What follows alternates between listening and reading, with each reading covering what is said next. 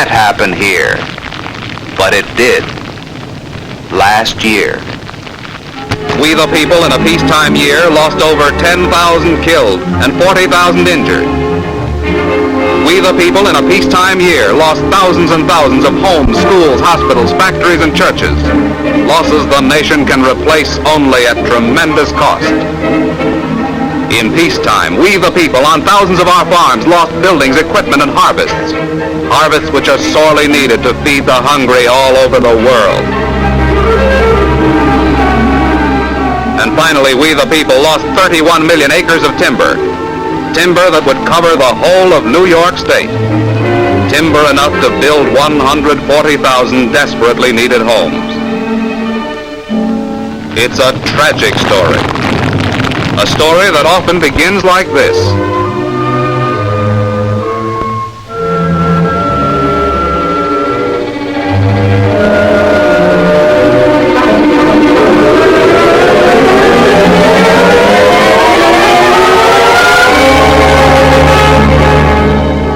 Or maybe the story begins like this.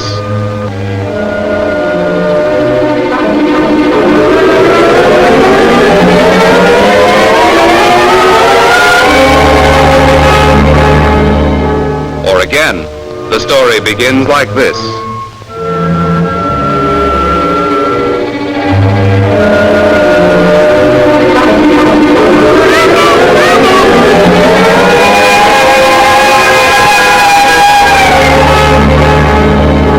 Here's another way the story often begins.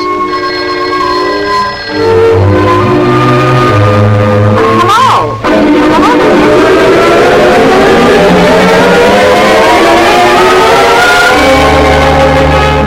And here's still another beginning.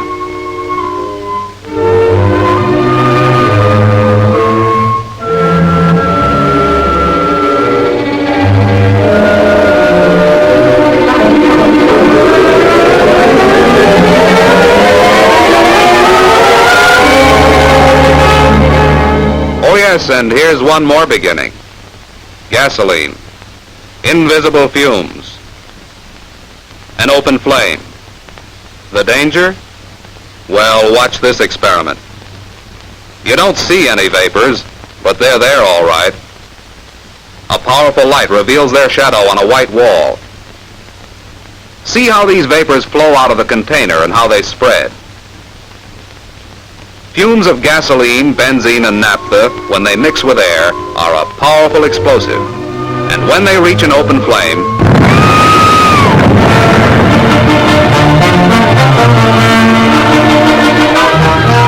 every minute of the day and night, all year long, there's a fire. Every hour of the day and night, all year long, one person dies and 4 are maimed by fire.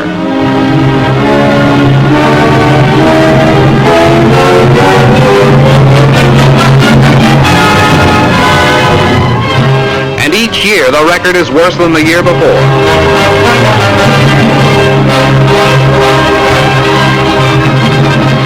In 1946, $561 million worth of property destroyed, with its consequent loss of housing, production facilities and jobs, and 50,000 killed and injured. Crimes of carelessness.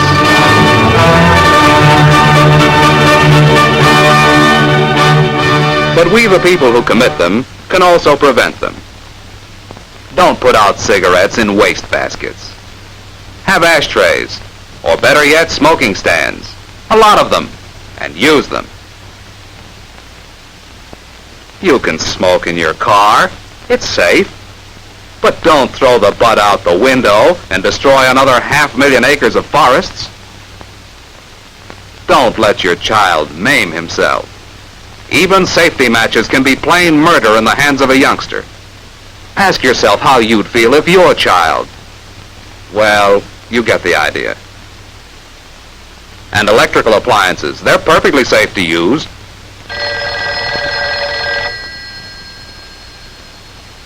But you do have to turn them off when you leave. Now about those signs, no smoking. There's only one reason for them: to protect your life and the lives of others who work with you. If you can't take your things to the cleaners, do the next best thing and use only cleaning fluids approved by the underwriters' laboratories. They don't explode. Safety rules, after all, are just common sense. Unless you're a skilled electrician, don't attempt your own repairs. You're asking for trouble. Defective cords and plugs. Makeshift wires. And extension cords under carpets and rugs are bad fire hazards. You're asking for trouble, too, when you let rubbish pile up in the basement, in closets, or in the attic. Junk burns too easily. And electric lights are a lot safer to see by than candles or any other open flame. Another common sense rule is to have your heating plant put in good condition at least once a year before the heating season begins. Oil burners, stokers, furnaces, stoves, and pipes that don't work right cause a lot of fires every year. And that fireplace you like so well, keep it covered with a metal screen.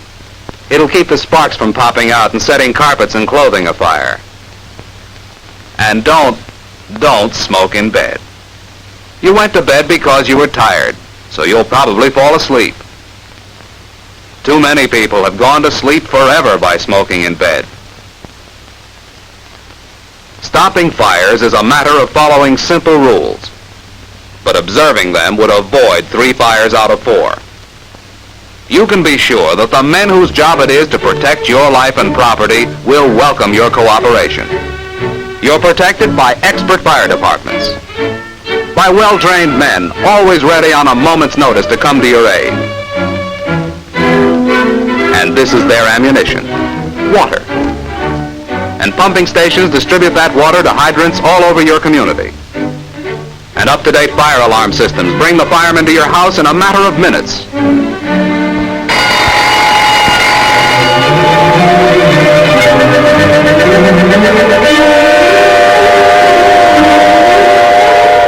But the efficiency of all these services depends on you reporting the fire promptly. That's why it's important for you and your family to know where the nearest fire alarm box is. And incidentally, if you should turn in an alarm, be sure to wait by the box till the fire engines arrive, so you can quickly show them where the fire is. It's important, too, for you to have the number of the fire department handy near your telephone. Of course, in many communities, you need only call the operator. Half the battle would be won if small blazes could be checked before they become disasters of death and destruction. A destruction which for the past 9 years has mounted steadily to more than $561 million in property damage and 50,000 casualties. What about the years to come? When will this appalling rate of death and destruction come to an end? That is the challenge. A challenge to every man, woman, and child in the United States. How will you meet this challenge?